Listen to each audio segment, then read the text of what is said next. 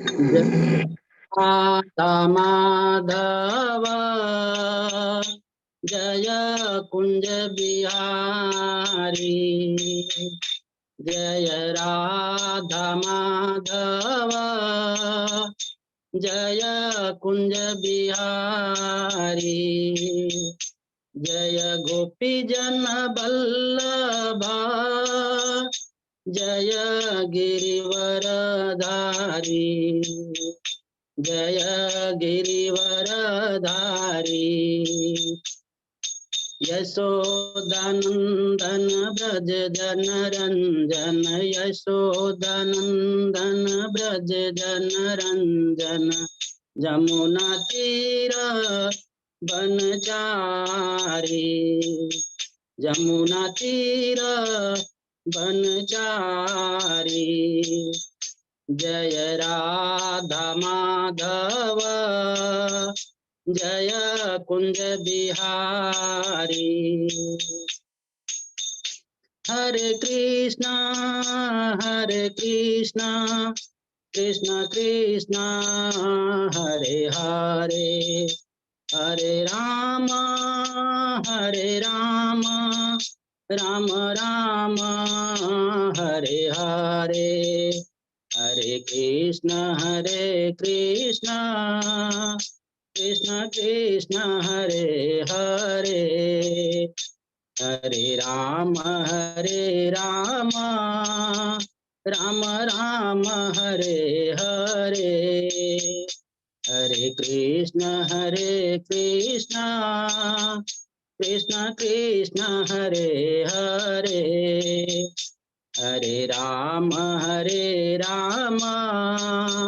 राम राम हरे हरे। गोविंद बोलो हरि गोपाल बोलो। गोविंद बोलो हरि गोपाल बोलो। राधा रमन हरि गोविंद बोलो। गोविंद बोलो हरि गोपाल बोलो। राधा रमन हरि गोविंद बोलो। जय राधा दामोदर राधा दामोदर राधे। जय राधा गोपीनाथ राधा गोपीनाथ राधे। जय राधा श्याम सुंदर राधा श्याम सुंदर राधे। जय राधा माधव राधे। जय राधा गोविंद राधे।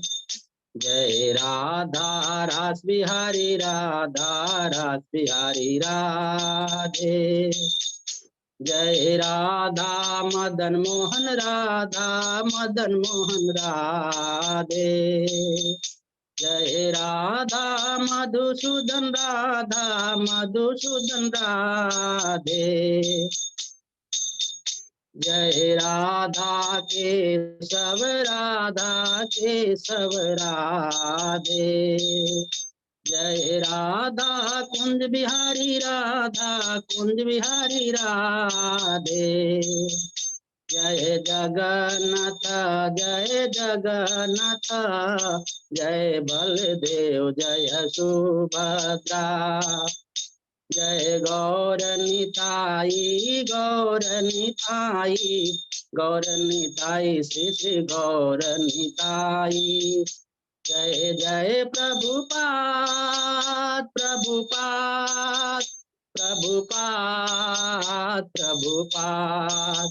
जय जय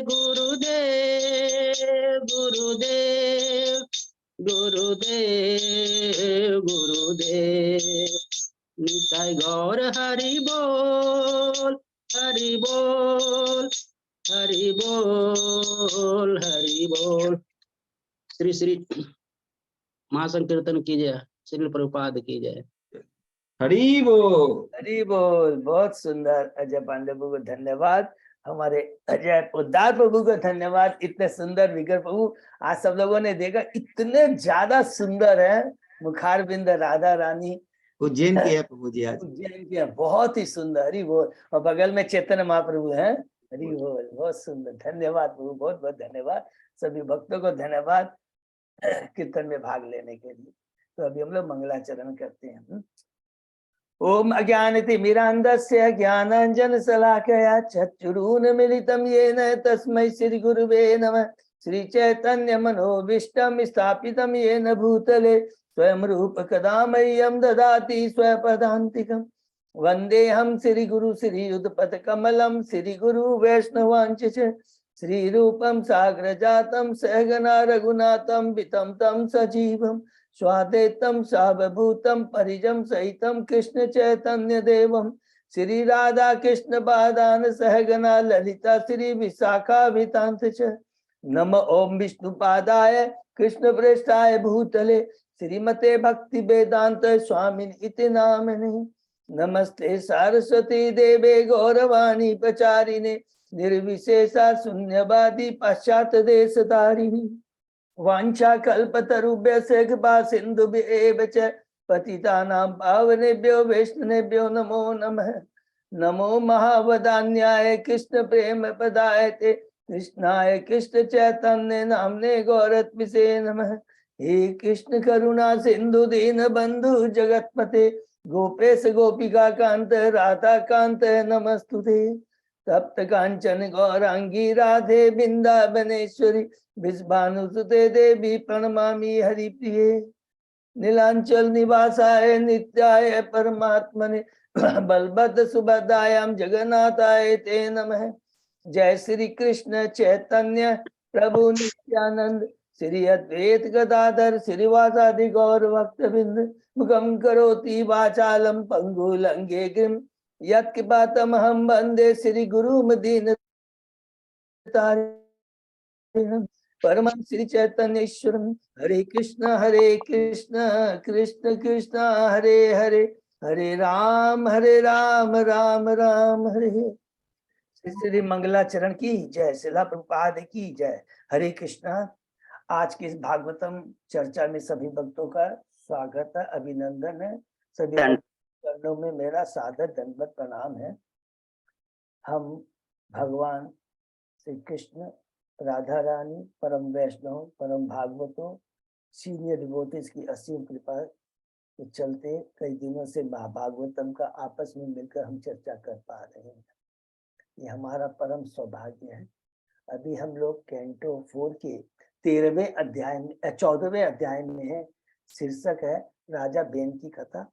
उसके पहले हमने 13 अध्याय कंप्लीट किए, जिसके हम लोग संक्षिप्त में दोहराते हैं। पहले अध्याय में स्वयंभू मनु के पुत्रों का वर्णन है, आकुति, प्रचुति एवं विभूति माता की पुत्रों का वर्णन है। दूसरे अध्याय में शीर्षक है दक्ष द्वारा शिव जी को अभिशाप शाप देते कि किस प्रकार दक्ष ईर्ष्या के चलते भगवान शिव को शाप देता है, उनका अपमान करता है। एक्चुअली है वो शाप तो क्या, अपमान करता है श्री भगवान को। हाँ, तीसरे अध्याय हमने देखा, शीर्षक है श्री शिव तथा सती का संवाद, कि जिसमें सती, माता सती चाहती है अपने जो पिता दक्ष के द्वारा बृहस्पति शव यज्ञ संपन्न करने जा रहे हैं, उसमें वो चाहती है कि मैं जाऊं, लेकिन शिव जी मना कर देते हैं। इसलिए मना करते हैं कि जहां चेतना कलुषित हो वहां पर उसके यहाँ नहीं जाना चाहिए। सिंपल यही चीज कहते हैं, क्योंकि वहां से वातावरण अच्छा नहीं होता, आध्यात्मिक नहीं होता है। चौथे अध्याय में प्रवेश करते हैं। शीर्षक है माता सती द्वारा शरीर देह त्याग, जिसमें हमने देखा किस प्रकार माता सती भगवान शिव के कहने के, मना करने के बावजूद भी जाती है एक दिव्य उद्देश्य को लेकर करके, और वहां पर बहुत सुंदर किस तरह से बताती है कि वैष्णव के चरणों में अपराध नहीं होना चाहिए। दूसरा बताती है कि जो परम वैष्णव होते हैं उनके दिव्य गुण होते हैं, आध्यात्मिक गुण होते हैं, जो कि भौतिक कलुषित चेतना से कलुषित जीव समझ नहीं पाता है।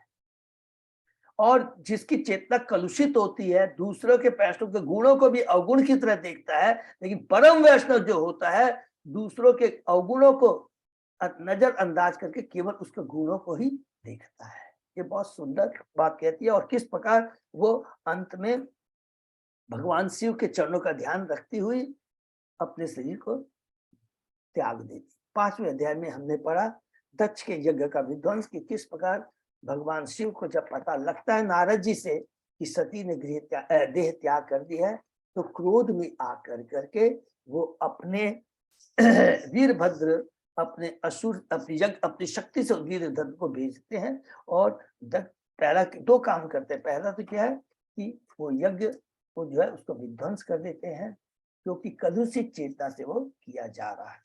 और दूसरा क्या करते हैं, वो दक्ष, क्योंकि उसको भी तो करेक्ट करना है, उसकी भी चेतना को शुद्ध करना है, तो उस कलुषित चेतना वाली शरीर को, मन को, बुद्धि को, सारी इंद्रियों को वो नष्ट कर देते हैं, उसका धड़ काट कर देते हैं और यज्ञ में ही, उसी यज्ञ में उसे डाल दिया जाता है वीरभद्र द्वारा। 6ठे अध्याय में प्रवेश करते हैं, ब्रह्मा जी द्वारा शिव को मनाना।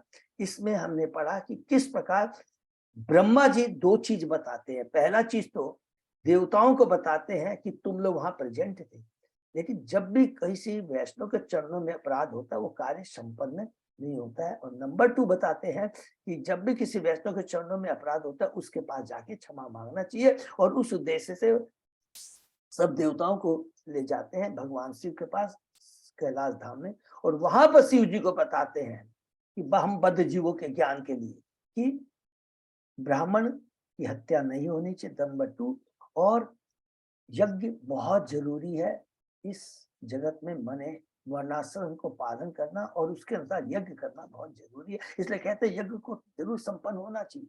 7वें अध्याय में हम लोग प्रवेश करते हैं। शीर्षक ही यही है, यज्ञ दक्ष द्वारा यज्ञ की समाप्ति, यज्ञ को संपन्न किया जाता है। उसमें हमने पढ़ा कि किस प्रकार भगवान शिव हम बद्ध जीवों को एक ज्ञान देते हैं। पहला ज्ञान क्या देते हैं कि हम जो भी कार्य करें, अगर हम किसी को रेक्टिफाई करना है तो हमें कलुषित चेतना से नहीं करना चाहिए। माँ अपने बच्चों को दंड देती है तो उसके अंदर में कोई कलुषित चेतना नहीं होती है। कौन सी चेतना होती है?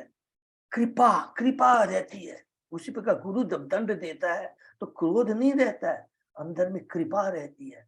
तो कहते, कल जैसे प्रश्न कर रहे थे ना, तो उन्हें एक प्रश्न किया था कि काम, क्रोध, लोभ और आदापात, तो उसने सबके अंदर में क्या लिखा था? काम, क्रोध, लोभ, मोह। मत्स्य का एकदम का नहीं चलता, काम, क्रोध, लोभ, वो सारी कृष्ण की सेवा में होना चाहिए।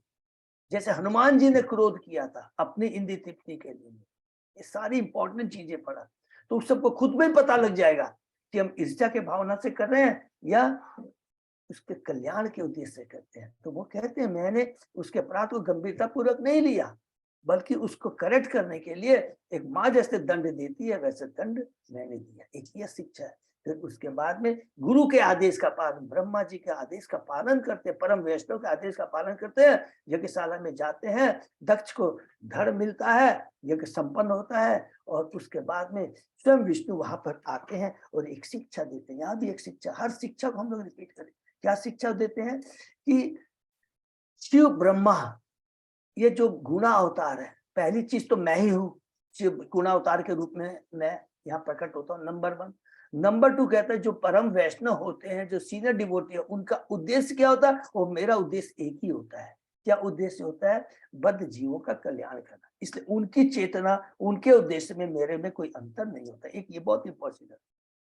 और फिर कहते हैं तीसरी शिक्षा, वहां पर दूसरी शिक्षा देते हैं कि मैं ही ईश्वर हूँ, परमेश्वर हूँ, और मैं ही एकमात्र पुरुष हूँ, मैं ही एकमात्र शक्तिमान हूँ, और बाकी सब मेरी शक्तियां हैं। ये हमने पढ़ा। 8 यहाँ पर समाप्त होता है स्वयंभू मनु के पुत्रों के वंश के बारे में।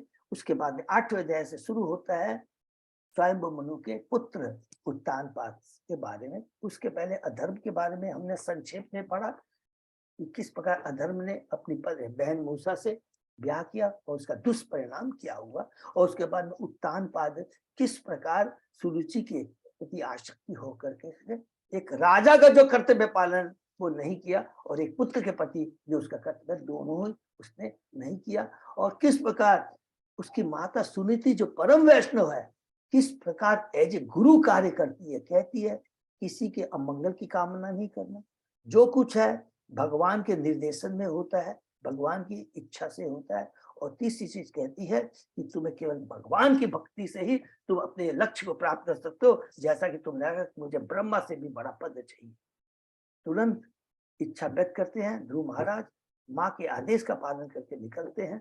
और किस प्रकार नारद मुनि उसे शिक्षा देते हैं, ओम नमो भगवते वासुदेव का मंत्र देते हैं, और उनके आदेश के अनुसार मधुबन में जाकर के यमुना नदी के तट पर भगवान की 6 महीनों की दिव्य भक्ति करता है और भगवान को तुष्ट करता है। ऐसे बोले 9वें अध्याय में प्रवेश करते हैं।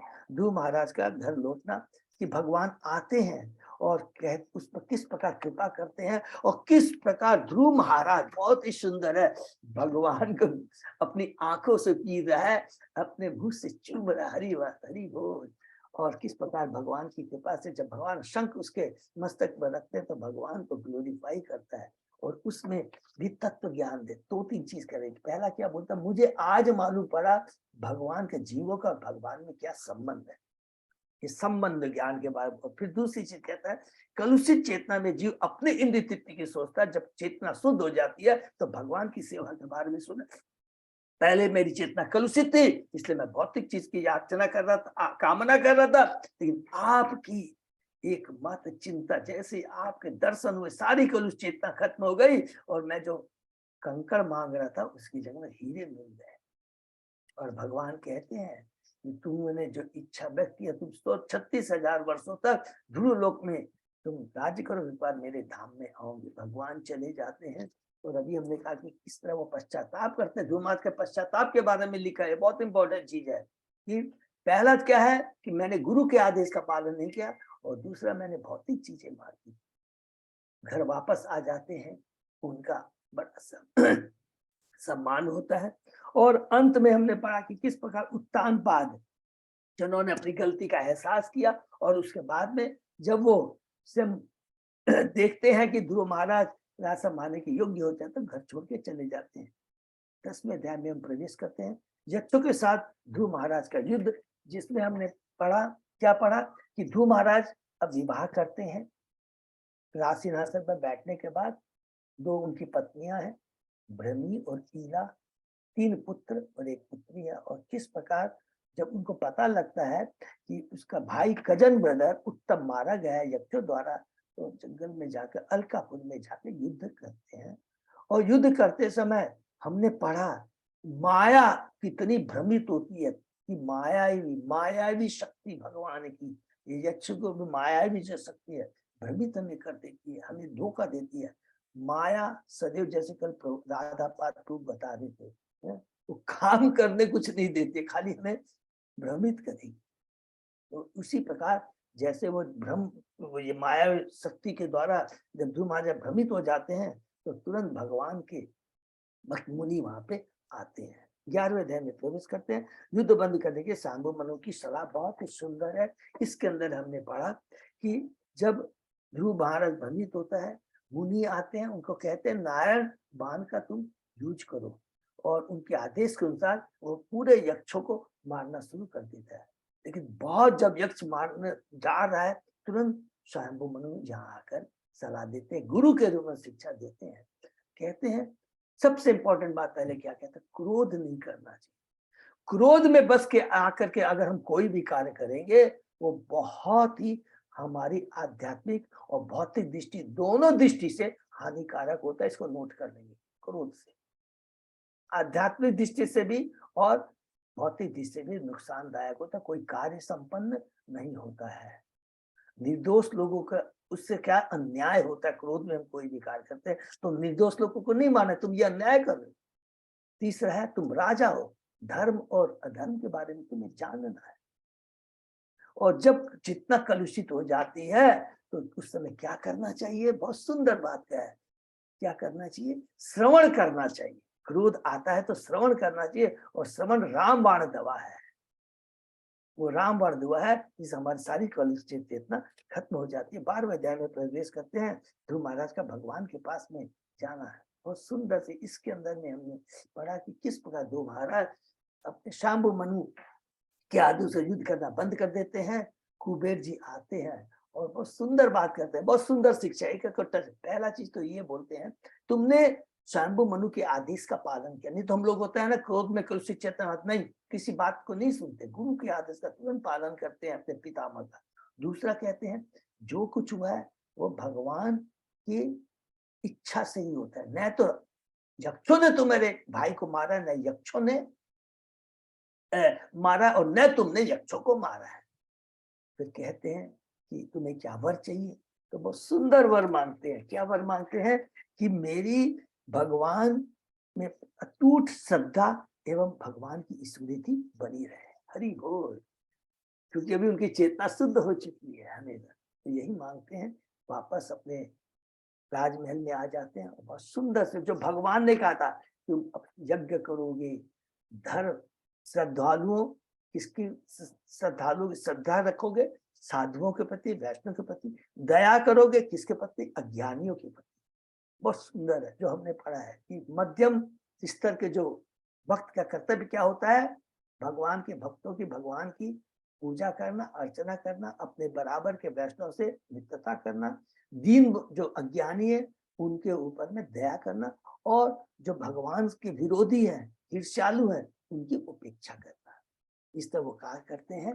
धीरे धीरे वो क्या करते हैं, उनकी विरक्ति आ जाती है, बद्रिका आश्रम में चले जाते हैं। वहां जाकर हमने पढ़ा बहुत, वो भौतिक जगत में रहते हुए उसी भौतिक शरीर में भी रहकर उससे ऊपर उठ जाते हैं। जैसे नारियल का एग्जाम्पल, उसको बार बार याद करेंगे, बहुत इंपॉर्टेंट है कि भौतिक जगत में रहते हुए ऐसा नहीं कि अरे भौतिक जगत में हम भक्ति नहीं कर सकते हैं, बल्कि हम तो देखते हैं अभी और आगे हमने भी पढ़ा है, अंग महाराज ने कहा है कि जितने कष्ट आते होते हैं, बल्कि अगर उसकी चेतना हमारी पॉजिटिव रहेगी तो कहेंगे ये भगवान का आशीर्वाद है, कुपुत्र है, अरे इसके चलते मेरी विरक्ति हुई है। अगर वो मेरे को सम्मान देते तो मैं, हो सकता है मेरी उसके प्रति बहुत आसक्ति हो जाती, भगवान को भूल जाता।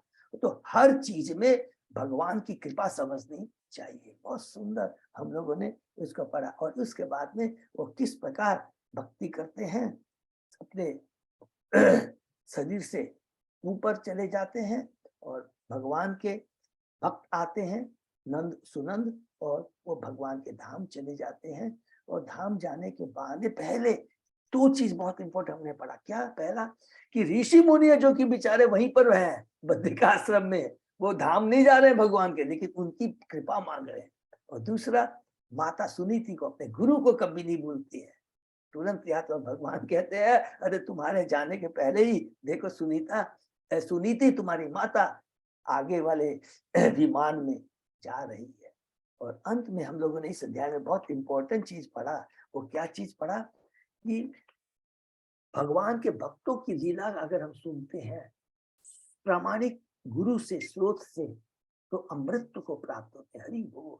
माने भगवान का धाम, भगवान का जो क्या बोलते हैं, शाश्वत आनंद, लीला सुन शाश्वत आनंद की प्राप्ति, शाश्वत धाम की प्राप्ति होती है। ये 13वें अध्याय में प्रवेश करते हैं, ध्रुव महाराज के वंशजों का वर्णन। उसके अंदर में हमने पढ़ा कि जब ध्रुव महाराज चले जाते हैं धाम, तो उसके बाद में जो उनका सबसे बड़ा भाई रहता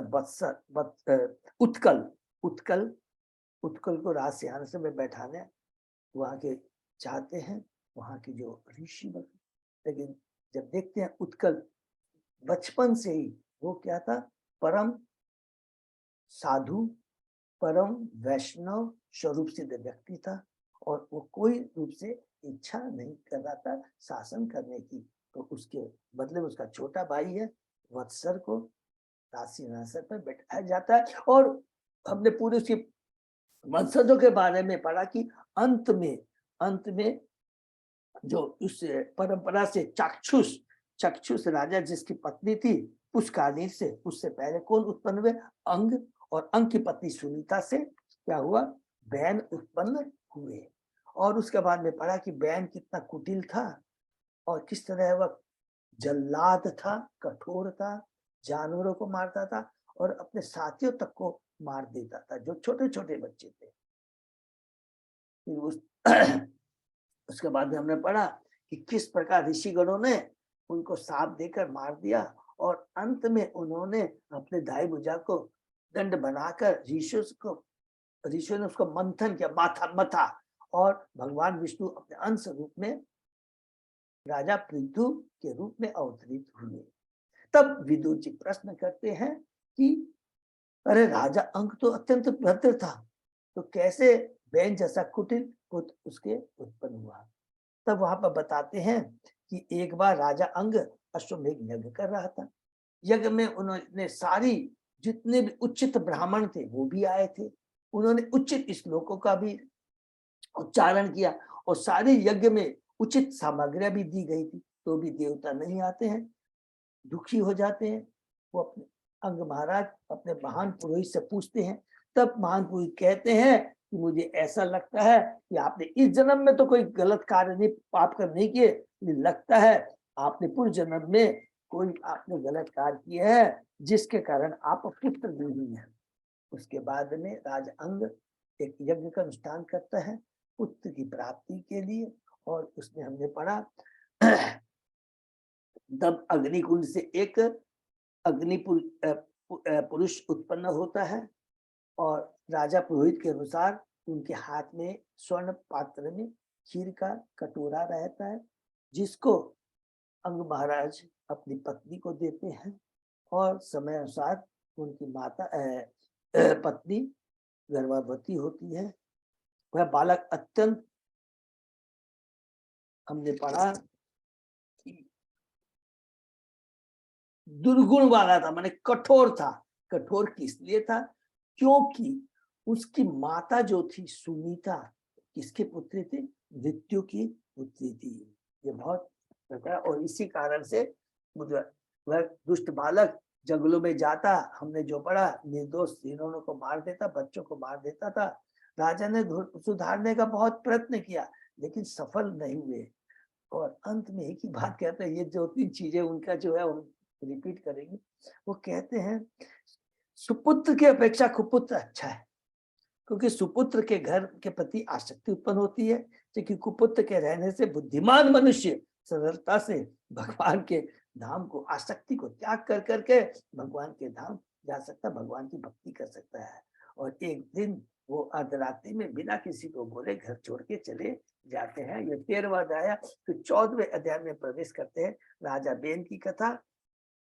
उसमें हमने पढ़ा कि आगे ऋषि माने आगे विदुर को बताते हैं, कौन? मैत्रेय मुनि बताते हैं कि राज देश को सुचारू चलाने के लिए समाज में वर्णाश्रम धर्म की बहुत ज्यादा आवश्यकता होती है। बार बार प्रभुपाद जी ने कहा है, अन्यथा लोग क्या होगा, स्वतंत्रता अष्टमी हो जाएंगे। इस चीज को ध्यान में रखते हुए ऋषियों ने सुनीता के पास जाते हैं और बेन को राज सिंहासन पर, यद्यपि बहुत कठोर है, निर्दयी है, उसको बैठाने का की आज्ञा मांगते हैं। जब जैसे ही बेन राज सिंहासन में बैठता है, जितने चोर उचक्के थे वो क्या है, छिप जाते हैं वो कोई भी उत्पात करने से। अब लेकिन राजा देखते हैं क्या, देखिए एक तरफ कुआं और एक तरफ खाई। कैसे?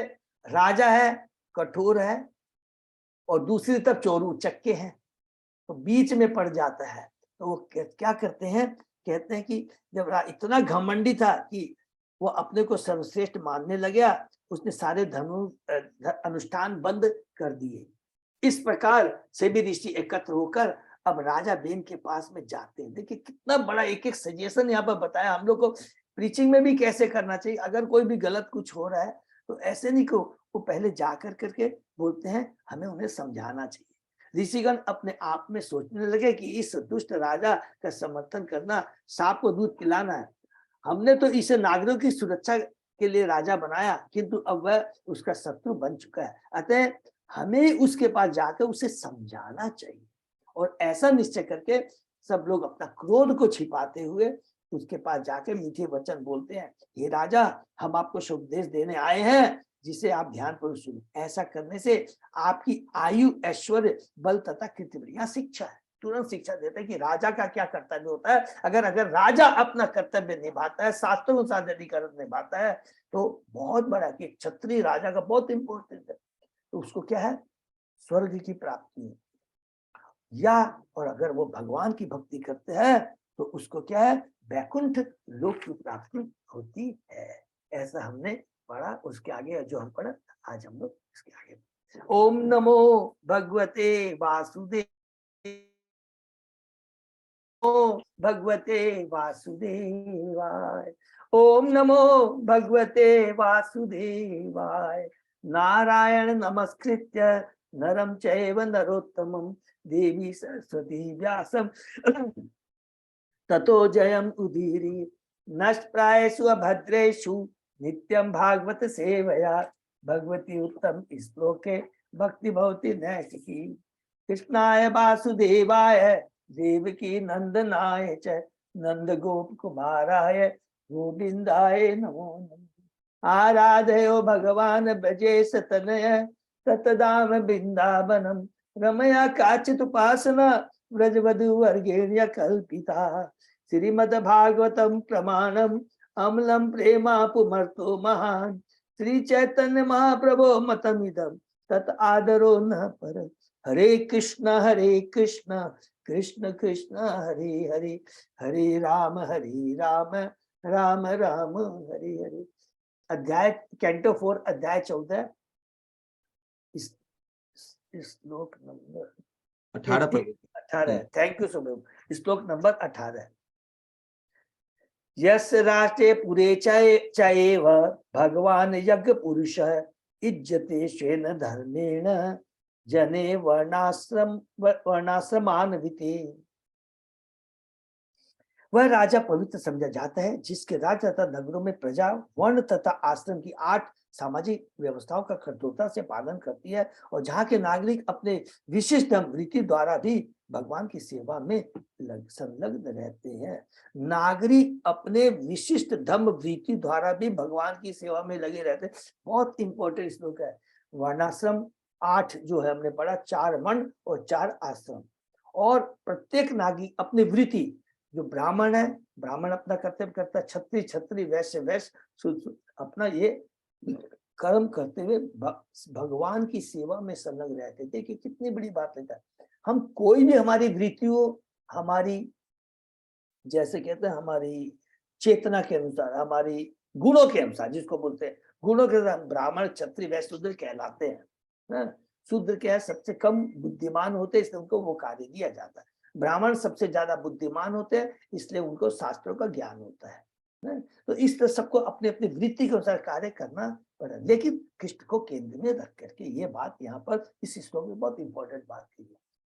इस श्लोक में राजा तथा नागरिक के कर्तव्य की सुंदर व्यवस्था व्याख्या मिलती है, राजा की भी और प्रजा की भी। सरकार के प्रमुख या राजा तथा प्रजा के कार्य इस प्रकार होने चाहिए कि अंततः प्रत्येक व्यक्ति भगवान की भक्ति में प्रवृत्त। हरि बोल।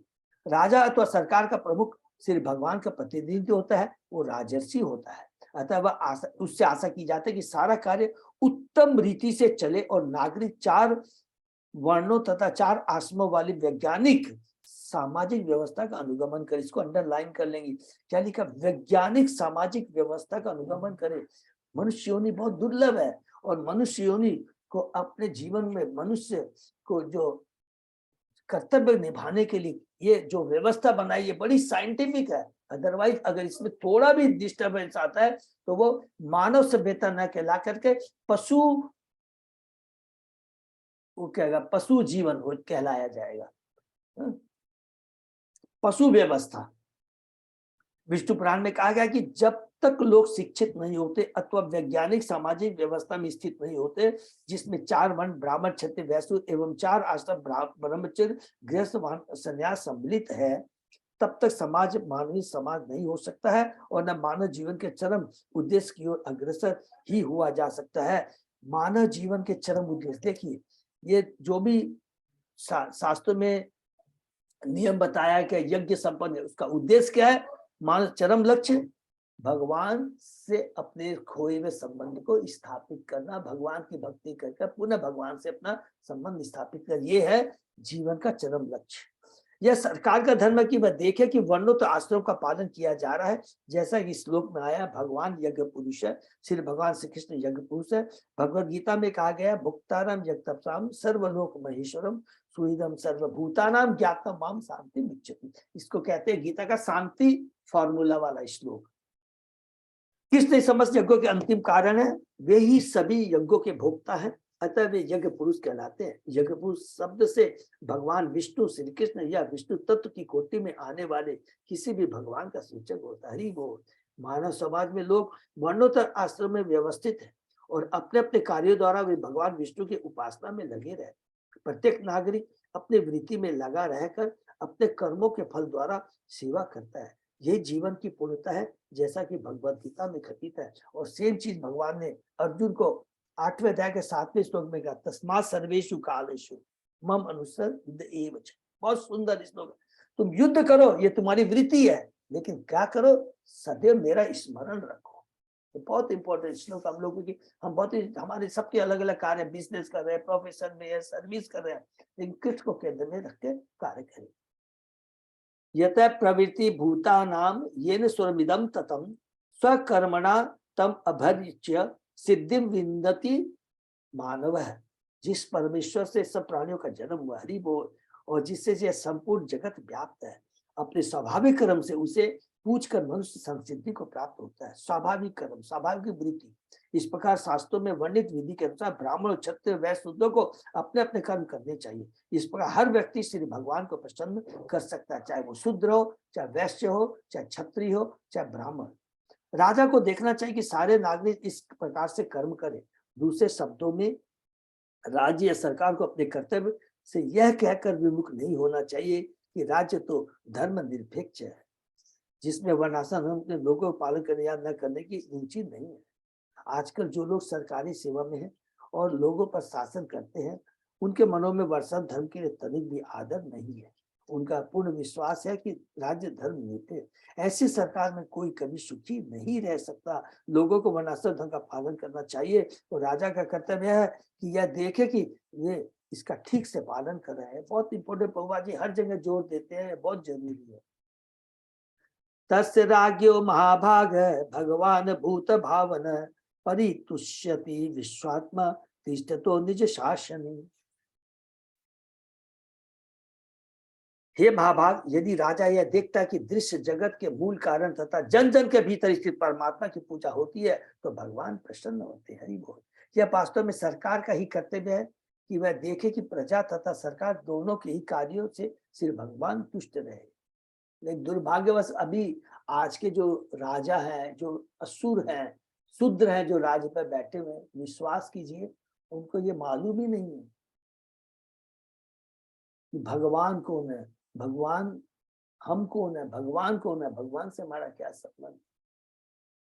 यदि सरकार या प्रजा को भगवान का, जो कि दृश्य जगत के मूल कारण है, कोई अनुमान नहीं होता अथवा विश्वात्मा भूत भावन का ज्ञान नहीं होता, तो सुख की कोई संभावना नहीं रहती। हरि बोल।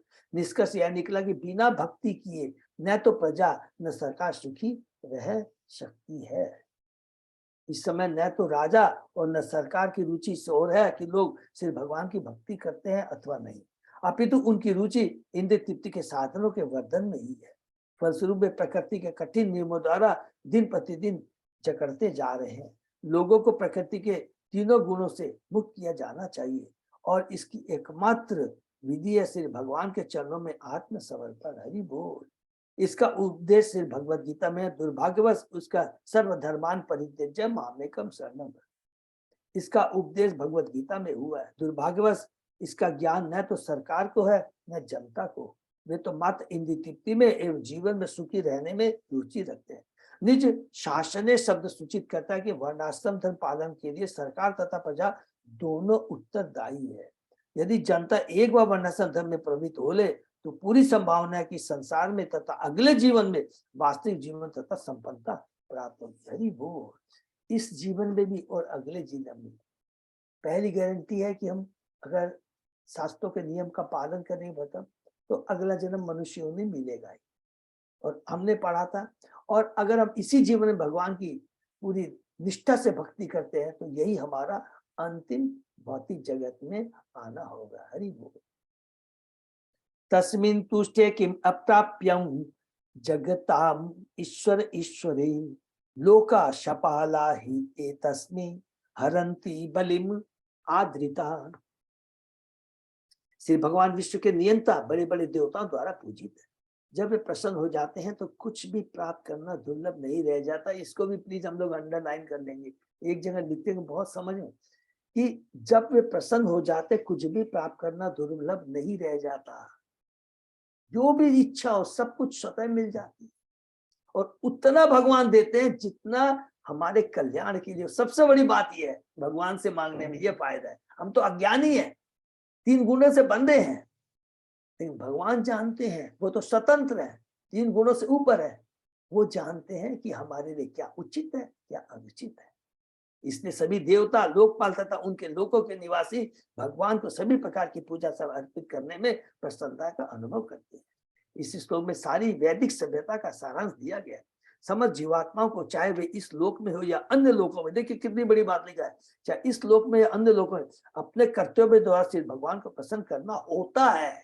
आप कहीं भी रहे, पाताल से, नरक से, पाताल से लेकर के पूरा किसी भी लोक में रहे, सत्य लोक तक में, उद्देश्य एकमात्र है, भगवान को प्रसन्न करना है। क्यों प्रसन्न करना है? तुरंत हमसे पूछेंगे, क्योंकि हम सब लोग जेल में हैं। कोई 1 क्लास का कैदी है, कोई B क्लास में, और इस जेल से निकलना है। इस जेल से निकलने के लिए पहले जेल के अधिकारी को, भगवान को प्रसन्न करना होगा। जब ये प्रसन्न हो जाते हैं तो जीवन की समस्त सुविधाएं स्वतः प्राप्त हो जाती है।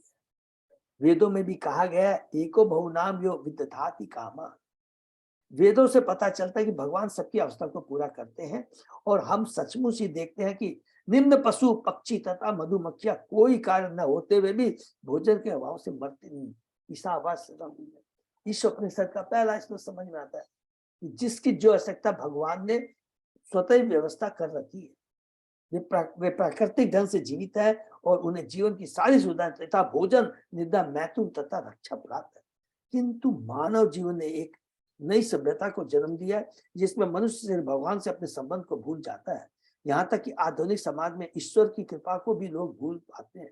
ईश्वर की कृपा को भूल जाते हैं कि ये भौतिक जगत में सूर्य, चंद्र, हवा, पानी, ये सारी खनिज पदार्थ, पेड़ पौधे, ये सब कहाँ से मिलती है। हम लोग सब भूल जाते हैं, सब भगवान की कृपा है। लोग नहीं जान पाते कि जीवन का चरम लक्ष्य विष्णु,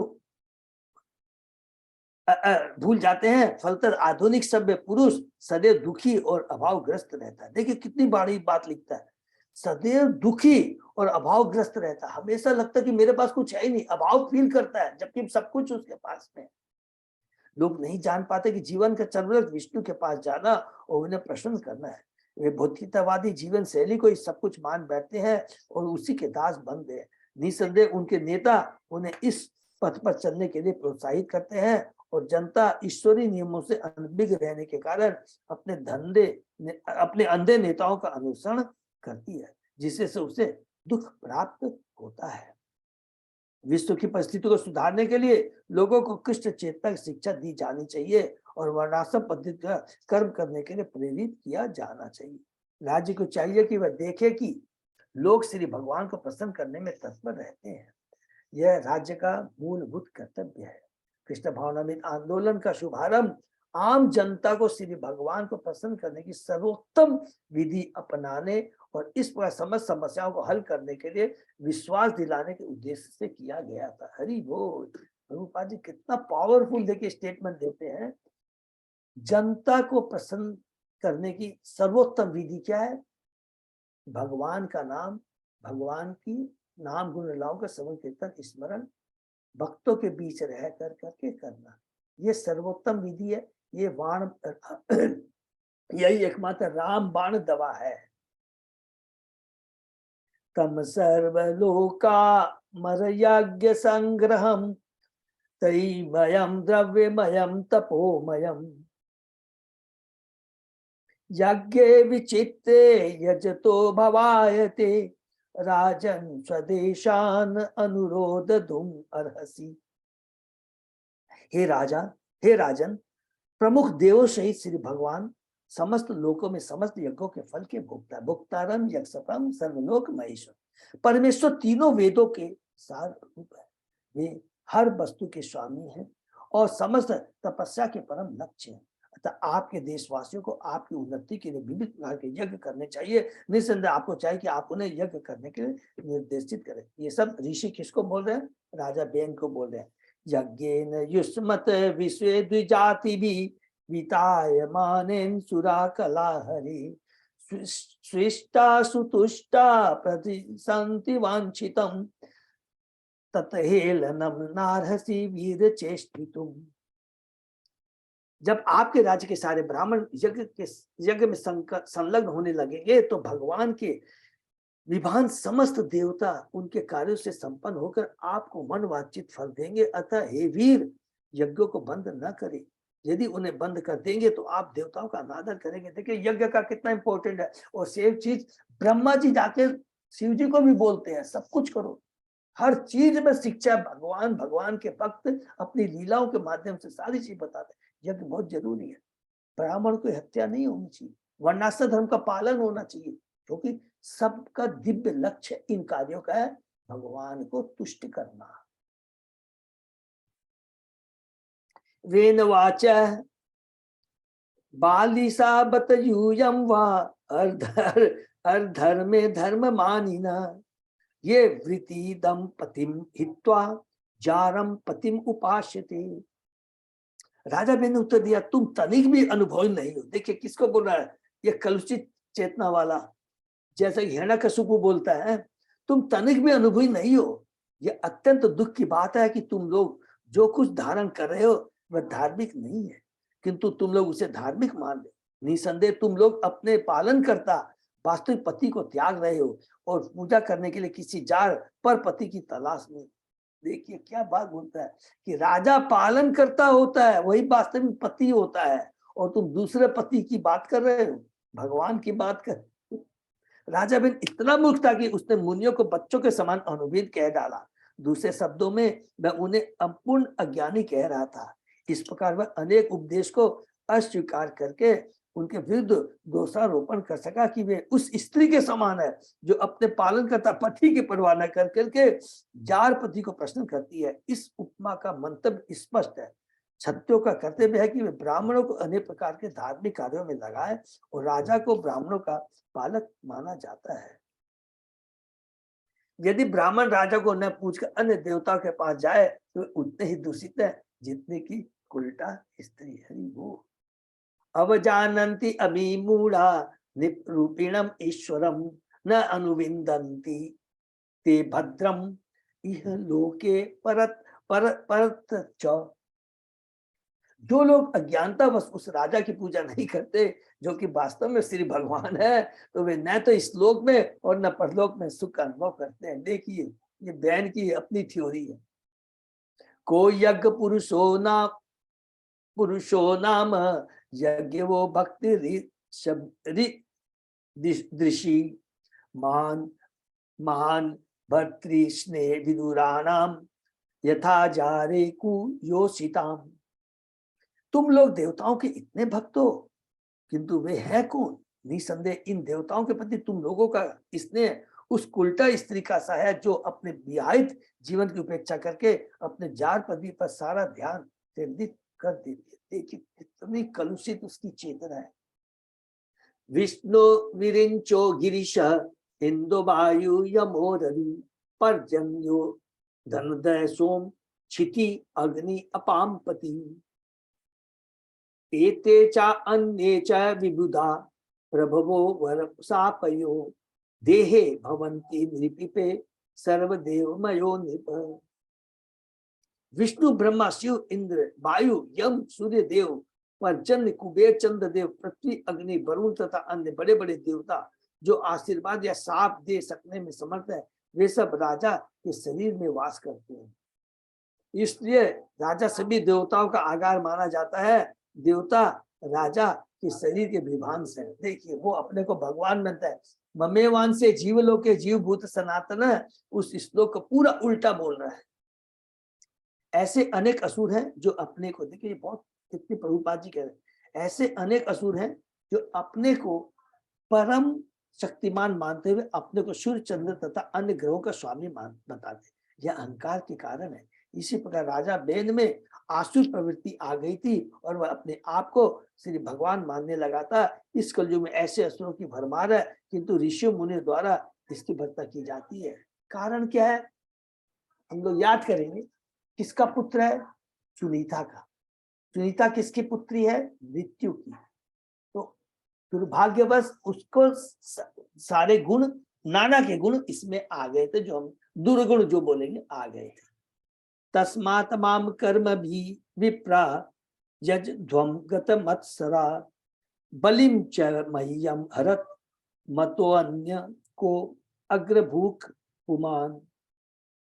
राजा बेन ने कहा, इसलिए हे ब्राह्मणों, तुम मेरे प्रति ईर्ष्या त्याग दो और अपने अनुष्ठान कार्यों द्वारा मेरी पूजा करो और समस्त पूजा सामग्री मुझ पर ही चढ़ाओ। यदि तुम लोग तनिक भी बुद्धिमान होगे तो समझ सकोगे कि मुझसे श्रेष्ठ ऐसा कोई पुरुष नहीं जो समस्त यज्ञों की प्रथम आहुतियों को ग्रहण कर सके।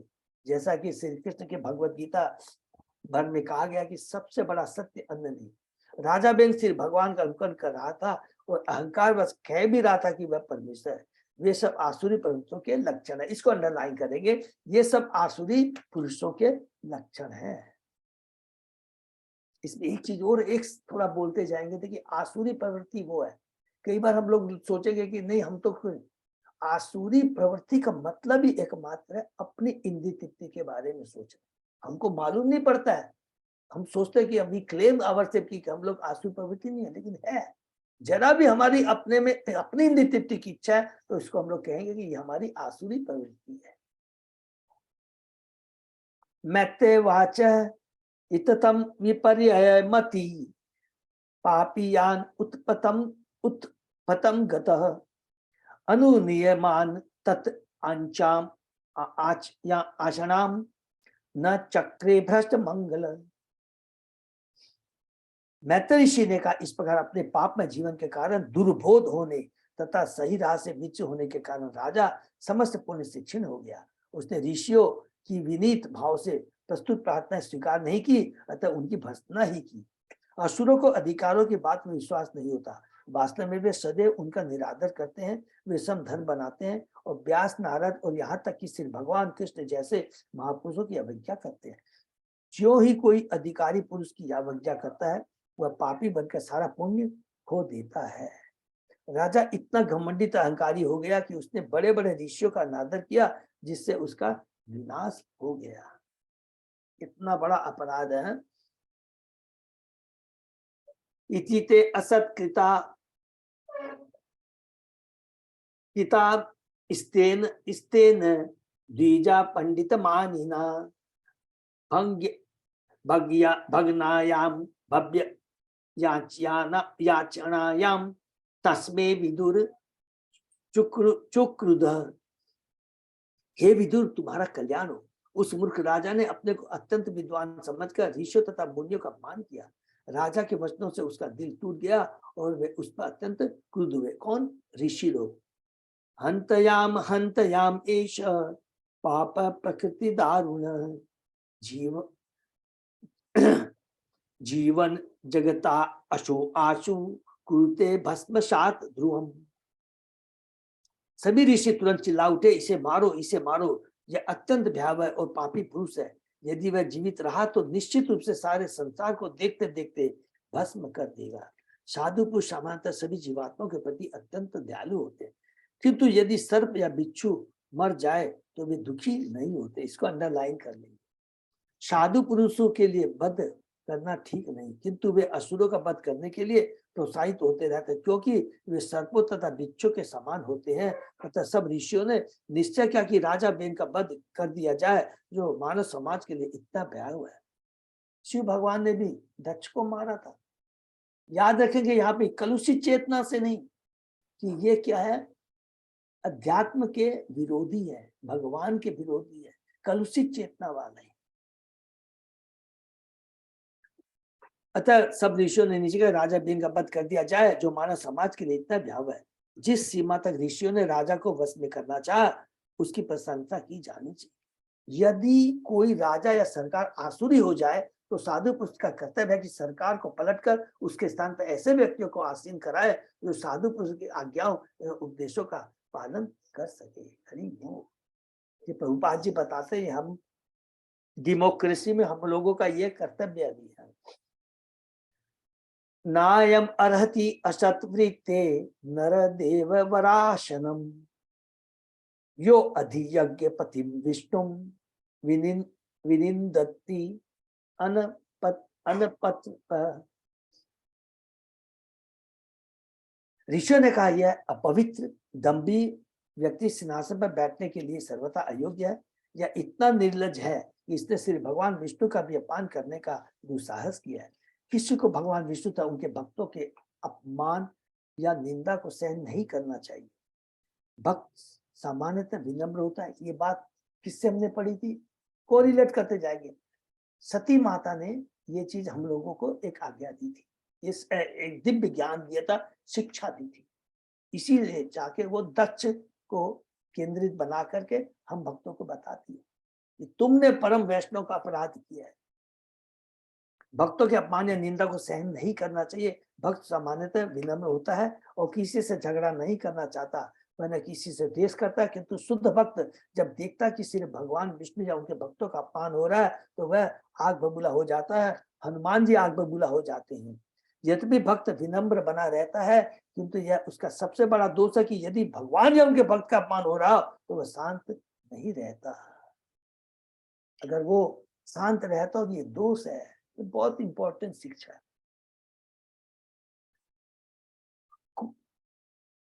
कौव एनम परिचक्षित वेनमेकमृते अशुभम प्राप्त ईदृशम ऐश्वर्यम यत अनुग्रह भाजन। अभागे राजा बेन को छोड़कर भला ऐसा कौन होगा जो उस भगवान की निंदा करेगा। अभागा है वो, जिसकी कृपा से सभी प्रकार की संपत्ति ऐश्वर्य प्राप्त हुआ। हरि वो, जिसकी कृपा से सारा ऐश्वर्य उसको प्राप्त हुआ है और उसी को वो नकार रहा है और उसको अपमानित कर रहा है, भगवान को। भगवान जब मानव समाज व्यष्टि रूप से या समष्टि रूप से ईश्वर भीन हो जाता है और सिर्फ भगवान की सत्ता की निंदा करता है तो समझे कि उसका विनाश अवश्य संभावी है। भगवान की कृपा को न समझने से ऐसी सभ्यता में सभी प्रकार का अशुभ होता रहता है। इततम व्यवसिता हंतुम ऋषयो ऋण मन यव निज घनु हुम कृते वेनम हतम अच्युत निंदया। इस प्रकार अपने छिपे क्रोध को प्रकट करते हुए ऋषियों ने राजा को तुरंत मार डालने का निश्चय कर लिया। राजा बेन भगवान विष्णु की निंदा के कारण पहले से ही मृत्यु तुल्यता। इसको भी अंडरलाइन कर लेंगे। राजा बेन भगवान विष्णु की निंदा के कारण पहले से मृत्यु तुल्य था। दक्ष परम वैष्णव शिव का अपमान कर रहा था। तो हम लोगों ने पढ़ा, प्रभुपाद ने तात्पर्य किया, अरे शिव जी कहते, सॉरी ब्रह्मा जी कहते हैं शिव को, उसकी कलुषित चेतना, वो तो वैसे ही मरा हुआ है। तो जो भगवान का विरोधी होता है, कलुषित चेतना वाला होता है, वो आध्यात्मिक दृष्टि से मरा हुआ ही रहता है। भगवान कपिल भी देवती माता को यही चीज बोलते हैं। अतः बिना किसी हथियार के ही मुनियों ने हुंकारों से बहन को मार डाला। देखिए कितना पावरफुल होते हैं सर उस समय ऋषि। ऋषि भी स्व आश्रम पदम गते पुत्र कलेवरम सुनीता पालयामाश विद्या योगेन सोचती। जब ऋषिगण अपने आश्रम को चले, माता सुनीता अपने पुत्र की मृत्यु से अत्यधिक शोकाकुल हो उठी। उसने अपने पुत्र के शव को कुछ द्रव्यों के द्वारा तथा मंत्र के बल से सुरक्षित रखने का निश्चय किया। एकदा मुनयस्ते तु सरस्वत सलीला आप्लिता हुत्वा अग्निन सत्कथा चक्रु उपविष्टा सरित तटे। एक बार यही ऋषि सरस्वती नदी में स्नान करके यज्ञ अग्नि में आहुति का नित्य कर्म कर रहे थे। इसके पश्चात नदी के तट पर बैठकर वे दिव्य पुरुष तथा उनकी लीलाओं के विषय में बात करने लगे। विषयो उत्थितान तवो उत्पातान आहुलोक भयं भयं करान अपि अभद्रम अनाथाय दस्युभ्यो न भवेत भुव। उन दिनों देश में अनेक उपद्रव हो रहे थे जिनसे समाज में आतंक उत्पन्न हो रहा था। अतः सभी मुनि परस्पर बातें करने लगे, क्योंकि राजा मर चुका है और संसार का कोई रक्षक नहीं है, अतः चोर उच्चकों के कारण प्रजा पर विपत्ति आ सकती है। सेम चीज उन्होंने पहले सोचा था जब राजा अंग चले गए। देखिए अंग चले गए हैं तो राजा नहीं है, बिना राजा के ना ये मानव समाज में वर्णाश्रम व्यवस्था स्थापित नहीं हो सकती, चोर उच्चकों का बोलबाला हो जाएगा। उसको ध्यान में रख करके असुर को उन्होंने राजा बनाया। लेकिन असुर जब देखा कि वो तो और गलत कार्य कर रहा है, और हमने क्या पढ़ा था, एक तरफ कुआं और एक तरफ खाई, एक तरफ निर्कुंस कठोर राजा और दूसरी तरफ चोर उच्चकों का आतंक फैलाने का भय। तो वही चीज कह रहे हैं कि अब ये सभी जो गया, अर्थात राजा होना एक बहुत जरूरी है। अतः चोर के कारण प्रजा पर आ सकते हैं। जब भी राज्य में उपद्रव होता है या आतंक छा जाता है तो नागरिकों की संपत्ति तक का उनका जीवन असुरक्षित हो जाता है। यह स्थिति चोर उच्चकों के बढ़ने से उत्पन्न होती है। ऐसी अवस्था में यह माना जाता है कि सरकार या सरकार मृत है। राजा बेन की मृत्यु के कारण ये सभी विपत्ति आ गई। अतः साधु पुरुष प्रजा के कल्याण के लिए चिंतातुर हो उठे। निष्कर्ष यह है कि यद्यपि साधु पुरुष राजनीतिक मामलों में किसी प्रकार की दखल नहीं देते, किंतु वे प्रजा पर दयालु रहते हैं। अतः वे समाज के विलग रहकर भी कृपा तथा दयावश विचार करते हैं कि किस प्रकार सभी नागरिक शांतिपूर्ण अनुष्ठानों को कर सके और वर्णाश्रम धर्म के विधि विधानों का पालन कर सके। यही इन मुनियों की चिंता का विषय था। इस कलिकाल में सब कुछ अस्त व्यस्त है, अतः साधु पुरुषों को चाहिए कि हरे कृष्ण मंत्र का जप करें, जिसकी संतुति शास्त्र में की है। हरे नाम हरे नाम केवलम कलो नास्ते वे नास्ते नास्ते गति अन्यथा। भौतिक तथा आध्यात्मिक संपन्नता के लिए हर एक का कर्तव्य है कि वह भक्ति पूर्वक हरे कृष्ण का जप करे। लास्ट इसको अंडरलाइन करेंगे, भौतिक तथा आध्यात्मिक दोनों संपन्नता के लिए हमें केवल भगवान के ही पास जाना चाहिए और किसी के पास नहीं जाना चाहिए। सॉरी थोड़ा यहीं पर हम लोग समाप्त करते हैं। और ये बहुत ही पावरफुल है। यहाँ पर दो चीज आज हमने पढ़ा। सबसे बड़ा असुर प्रवृत्ति को नष्ट करना है, ये बहुत है। दूसरा, हमें अपनी प्रीति, हम कोई भी काम करें कभी ये नहीं सोचना चाहिए हमारी वृत्ति के अनुसार हमारी जैसी है कि हम ब्राह्मण के योग्य हैं, क्षत्रिय के योग्य हैं, वैश्य के योग्य हैं या शूद्र के, उसी के अनुसार उसको वो कार्य किया जाना चाहिए। अगर असुर को शूद्र को अगर राजा का कार्य दिया जाएगा या क्षत्रिय का कार्य दिया है, ब्राह्मण का या क्षत्रिय वैसे कार्य देंगे, समाज में जो व्यवस्था है वो डिस्टर्ब हो जाएगी, जो कि आज हो रहा है। नंबर 1। नंबर 2 कि दूसरा जो भगवान के चरणों में अपराध करता है, वैष्णव के चरणों में अपराध करता है, उसे बर्दाश्त नहीं करना चाहिए। और हम जैसे लोग हैं, हम लोगों का क्या है, हमें उनसे उनकी उपेक्षा करनी चाहिए है, हम नहीं कर सकते। लेकिन जो योग्य है उसको तुरंत उसका विरोध करना चाहिए। ठीक है, हरे कृष्णा। तो यही हम लोग विराम देते हैं। सभी भक्तों को बहुत बहुत धन्यवाद। और 1 मिनट खाली और लेंगे। ये किसी का कोई प्रश्न है तो पहले हम लोग लेंगे, नहीं तो चलिए। कल बहुत सब भक्तों को एक दूसरे हम लोग बहुत बहुत धन्यवाद देंगे। कल की हमारी जो 1 दिन की यात्रा थी पानी हाटी की धाम की, बहुत ही सुंदर, सभी भक्तों के प्रयास से कर करके ये हमें बहुत ही अच्छा, वो भी संक्रांति के दिन है, जिस दिन हमने कल पता लगा, हमें बताया गया कि राजापाद प्रभु ने, कि चैतन्य महाप्रभु ने उस दिन ही संन्यास जीवन को अपनाया था। ठीक है ना। और बहुत बहुत धन्यवाद। और हम लोग विशेष मैं धन्यवाद दूंगा हमारे गोपाल चांदगोटिया प्रभु को, माता जी को, बहुत सुंदर व्यवस्था की थी, इतना सुंदर प्रसाद सब कुछ व्यवस्था की थी। और कल हम लोग देखिए, जब भी भक्त की सेवा मिलती है ना, ये बहुत इंपॉर्टेंट होता है। प्रभुपाद जी हमेशा उसको ग्लोरीफाई करते थे, लंबा लंबा गौर, ये बहुत जरूरी है। हमारी चेतना को, हमारे प्योरिफिकेशन के लिए भक्तों का ग्लोरिफिकेशन बहुत जरूरी होता है। बहुत इतना सुंदर। और कल जो खिचड़ी प्रसाद हो रहा था, वो सेड आपने देखा था जिसमें खिचड़ी प्रसाद मिल रहा था, वो पूरा हमारे गोपाल प्रभु ने ही पूरा बनवाया है। और पूरा अरे उन्होंने वो करते रहते हैं। फिर कल चुप कर निकल गए बिना उनके परमिशन के, मैं बोल रहा हूँ क्षमा।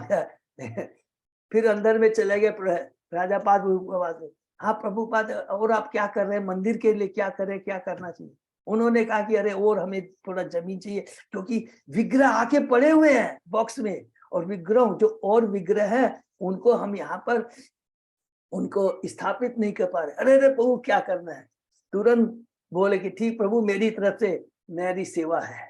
वो हमेशा सेवा के लिए लगे रहते हैं। और मेरे को बुला के प्रभु बोलते हैं प्रभु ये सेवा करने के चम, अरे बोल। मैं कहा सब तो प्रोत्साहित किया, और तुरंत प्रभु ने कहा कि मैं आपको 5 लाख रुपए देता हूँ, तुरंत आगे बढ़ी। तो इसी तरह प्रभु करते रहते हैं। उसी तरह उल्टा डांगा का देखिए, इतना में उल्टा डांगा जो हुआ है, एक देखिए कितना बड़ा उन्होंने योगदान दिया। हमको लगता है प्रभुपाद जी के जो मिशन को पूरा करने में करते हैं, पूरा समझ ले मेजर उन्होंने काम किया है पूरा उल्टा डांगा का, हमारे गोकुल श्री सिंह राधे दिमाग।